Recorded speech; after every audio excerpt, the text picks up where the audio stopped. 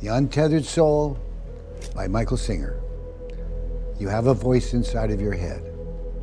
If you're hearing it talk, it's obviously not you, because there's two people there. One's listening, one's talking. Narration goes on ad nauseum. He doesn't quit.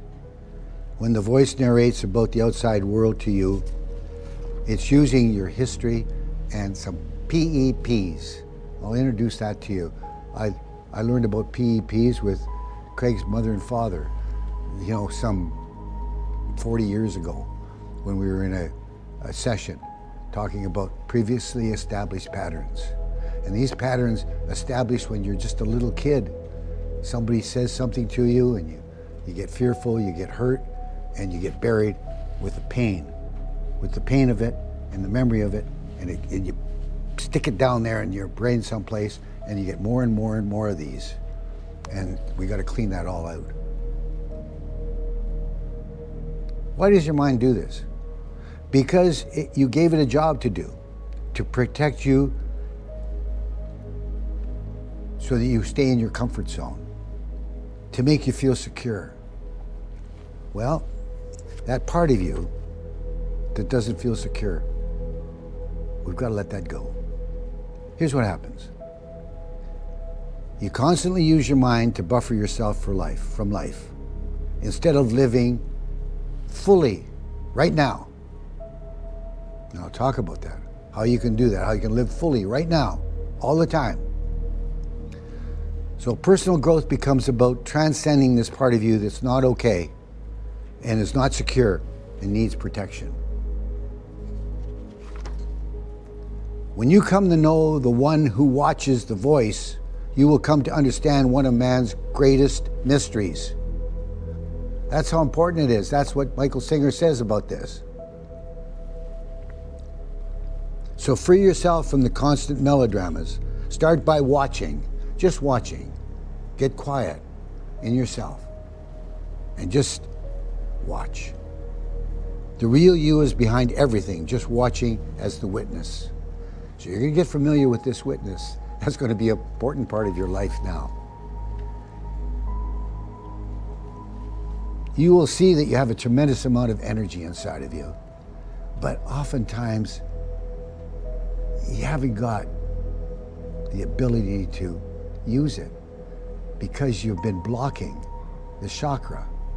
And as you block the chakra, the energy goes away, goes down, and you can't get at it. So you feel tired, depressed, whatever, but you don't feel like you want to love everybody and you want to just be alive and you just want to be grateful for everything. That's the way we should be all the time.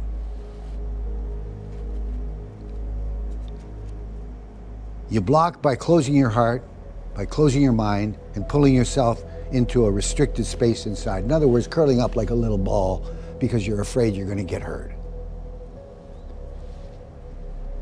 Fear, the only thing we have to fear is fear itself. That's what Roosevelt said, didn't he?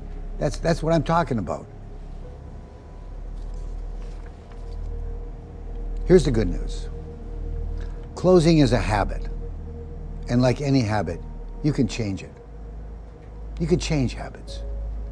You just have to work at it a little bit. You have to fight the inborn tendency to close. Because you still believe it's giving you some protection, you're going to have to fight that tendency because you're going to still think, well, I still need this, in the back of your mind. But you'll come to understand that this thing is silly. To keep your heart open, just say, no, I'm not going to close. Under no circumstances am I going to close my heart chakra. It's just too important. I'm going to keep my heart open all the time. I want to live fully. I'm going to relax. And I'm going to let go of this situation that's taking place. And I'm going to be there with it as I get rid of it. With the pain and looking at it. Let it go. Clean it out. And another thing you have to do is stop defining what you like and don't like. Everybody does that. We define what we like. We say, well, I don't like all this, I don't like that, and I don't like, I hear little kids talking, I don't like this and I don't like that. That's what we do as a habit. it'll set up triggers for closing. Because when you see something coming at you that you pre-decided that you don't like, you start cringing, you start closing. Habit. Instead, try to enjoy all of life all of the time. Try to enjoy the whole thing. Now, what about old blockages that have been going on there since you've been 5 years old, 10 years old? You've been putting them down, packing them in there with a pain ribbon around them. And the guy that wrote the other book we were talking about said he calls them pain bodies inside of you. Just open your heart when they come up. Be grateful that they come back, because it gives you a chance, another chance to get rid of it. And this time, you're not going to shove it back down. You're going to let it come up, and you're going to let it go. You're going to relax and release. Open your heart, forgive, even laugh. Don't block. That's the big thing. Stay centered and watch. That's key. Disturbances will come up and pass right through you during the day and during the night. When you get into the habit of this, they'll come up and you'll be able to clean them all out. There's maybe thousands of them in there. You get rid of it all, and then you're, now you're at peace. Life with buried disturbances allows for very little real joy in life. Living with blocked disturbances keeps you closed, because every place you go, someone or something is going to be trying to probe at your disturbances. This is how it happens. Someone says something, you feel the energy, you feel a strange feeling inside. You feel a tightness in your chest. This is your cue that it's not time to resist and defend. It's time to let go and open up and release. That's a different way of doing it. Stop and stay centered and sit firm. Sit firm with your awareness and let go. Just watch, and all the thoughts, emotions, and feelings just come. Let's do it in slow motion. You have a thought or a feeling, your energy flow starts to tighten. Just relax and release. Decide you're not going to close. Under no circumstances are you going to close this precious chakra, your heart chakra, the place where all your love is, for some silly reason. Make a game of relaxing and give space to releasing all of those melodramas. Okay? You learn to let go. No matter how deep the pain, you keep on not blocking. And the pain's not that bad, and it doesn't last that long. In reality, it just hurts for a little while. But be brave enough to stand up to it. You'll be free to explore your true being. In order to feel great love and freedom, and to find the presence of God within you, you gradually have to clean up this whole thing of stored pain and blockages. And you can do it. You must be willing at all times to stay conscious of the pain and stay open. Stay open all the time. Always be ready and open with your silent witness sitting there just watching. The blocked energy inside of you will just start to release. Now I'm going to give you one of these mirrors. Let's go to the path of unconditional happiness. I love this one. I love this one. Decide to be happy unconditionally. No matter what happens, just because you're alive. Somebody dies, somebody goes away out of your life. Don't be unhappy. Deal with the situation whatever way you have to, but stay happy. Your spirit will be free. You will soar to the heavens. The author says, Committing yourself to unconditional happiness will teach you everything about the nature of life. It's very simple. When your heart feels open, an energy rushes up inside. With that energy, you've got lots to work with. You haven't squished it all out of yourself. Try to stay centered all the time. Waves of uplifting energy will fill your heart. Stay open and great things will start to happen inside. Unconditional happiness is a very high path. It solves everything. You're going to grow fast and feel the cleansing of the heart. You'll feel great happiness. With no resistance, you're going to be able to feel peace. Because when you have resistance, what you've got is a war going on. Something's trying to get in and you're trying to push it out, and there's a war going on, and there's no peace there. I'm going to try to remember this. I've got a big poster on my wall. Yogananda said, calmness is the living breath of God's immortality in me. It's the living breath of God's immortality in me. Yogananda said, calmness is the way to go. And when you're calm, then you can use all these wonderful things inside of you to do the work. Situations are coming up. You're going to deal with it with what? Acceptance. You're going to accept it all. You're going to accept it all. Go back to the great knowledge of the Chinese thinkers centuries ago. Simple. The way it is the way it is. That's what you say. The way it is the way it is, and just accept. I want to remind you of something. The last book that we read that was very significant in this church was Home with God.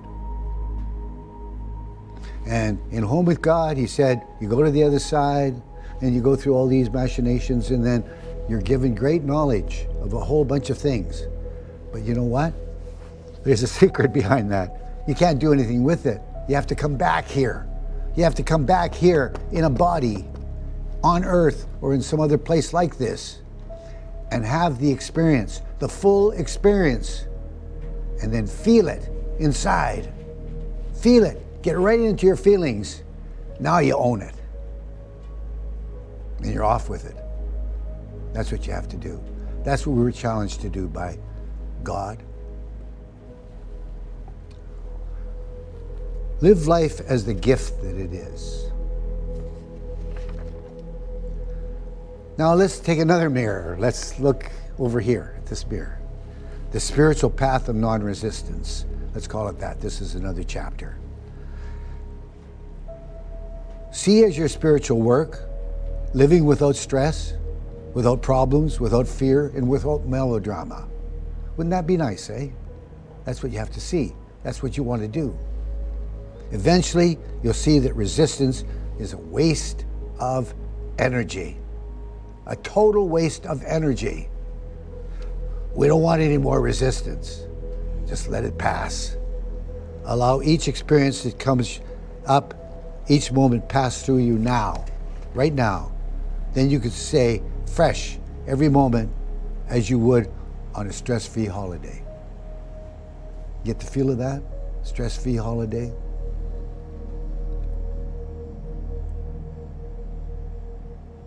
And I told you before that we have our own set of preconceived notions of how things should be. But we got to get rid of those. Got to tear it up. Tear the list up. We don't want any part of it. We want to just be here with acceptance. Then you're at peace. We resist based upon these notions and these personal things that took place in your past. They may have happened, and they leave impressions in our mind and our heart. The events may have happened when you were a kid, Somebody looked at your painting and said, oh, that's a piece of, that, well, I don't like that. And you thought, well, I'm no artist. And you believe that for the rest of your life. That's the kind of thing that PEPs are. They have no real merit. They become very conscious of them as they rise up. Just relax and release and let go. Remember those 2 words, those 3 words. Relax, release, and let go. Let's just shift over to relationships for a minute. Relationships. People have lots of trouble with relationships. But here's just a simple solution. Don't try to make people fit into your preconceived notions of what you like and you dislike in relationships. It'll be much easier for you. Your whole view of life will change. And people will really like you, and you'll really like them. Let your spiritual path become the willingness to release disturbances. Let them go, and not carry them into the next moment. Deal with every situation with acceptance now. And also use detachment. How do you do that? Well, here you are on a ball of earth, going around, spinning around, and going around the galaxy, going around the sun in this vast galaxy with millions and trillions of stars. This thing you're concerned about is really nothing. Treat it that way. Detach from it. Deep inner release is a path of surrender. That's what you'll learn from that first book I showed you. Now let's go back 1,000 years again. When was the Tao written? Well, whatever time. The Tao says the best way is the middle way, because that's where the energy is balanced. Very simple. Let the extremes go.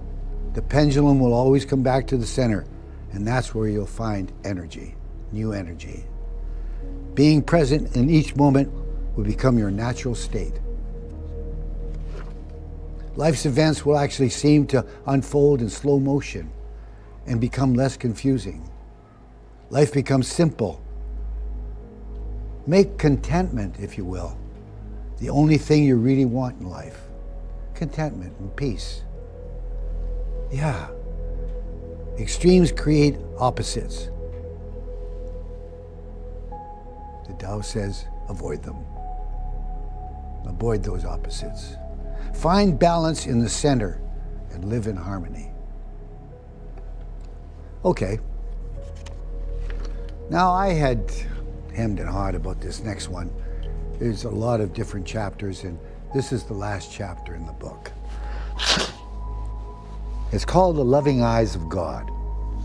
And I thought that maybe this is going too far, but no. I'm going to use it because it's like the cherry on top of the cake. If you do this work, you might end up here. You might end up here. I'm not saying we're all going to be able to do that in this lifetime, but if we can end up here, this would be nice. Deep within you, there's a direct connection to divinity. Look for it. You can consciously choose to identify with that part of you. It's inside of you. Over time, you actually begin to know what it feels like to be moving in the direction of spirit. Woo, woo, woo. You will drift away from tension and anxiety. The clouds of low vibrations will recede. As you let go of low vibrations, you directly experience being drawn further back and up into yourself. You feel spaciousness. You feel less anger. You feel less self-conscious and less fear and less resentment to anyone. You don't close up for any reason. Things happen, but they don't seem to touch you so much as you drift to higher vibrations.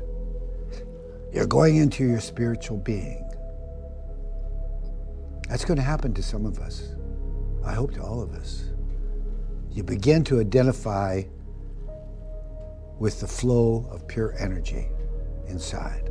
You begin to go around feeling love for no reason. You just love for no reason, like Snoopy. I have an affirmation that I use. Craig was bringing up love and all that, but I have an affirmation that's just very, very simple. Lord, help me to lather love lavishly. Lather love lavishly. It's got nice words to it. I use it all the time. I say it every day, every night before I go to sleep. Your backdrop is what? Openness, beauty, and appreciation. This is where you've come from. Spirit always feels high, and so you'll feel high. You begin to center more on the spiritual part of your being. Happiness fills you. You will just know that as you go further up and back, it gets more and more beautiful. You've heard that great saints have had these experiences. I don't know if any of you have read Autobiography of a Yogi, but I remember when Yogananda received this spiritual feeling. His guru did that to him, and he was ready, and he just boom.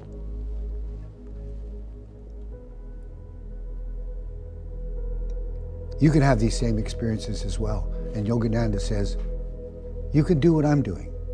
And you know what? Jesus said the same thing. He said, you can do this too. And he means it. He didn't say that just to be nice or to make you feel a little bit better. He's saying, you have this opportunity. You are a spiritual being, period. You're part of God. Saints say that one day there's no feeling of separation anymore as our consciousness flows into the universal one. That's where we're all going eventually. Then you don't have to come back here ever.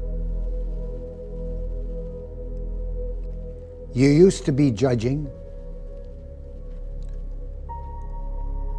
Now you're respecting, loving, and cherishing. To see, to experience, and to honor is to participate in love, in life, instead of judging life. Quit the judging bit. It's not worth a bit to you. I used to do a lot of it, and I still do, but I'm working at it. Love sees nothing but beauty in its beloved. Love sees nothing but beauty in its beloved. You know who that is? That's God looking down through your eyes. And that's what you see. No matter what you do, no matter what you've done, you will always be loved by Him. That's for sure. Everybody knows that. Everybody that's studied any of the scriptures, anybody that's studied anything about spiritual understanding, knows that God loves you unequivocally. God is a place of unconditional refuge.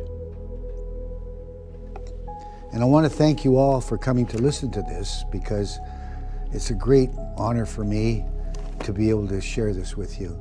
And it helps me a lot to be able to grow too. Thank you.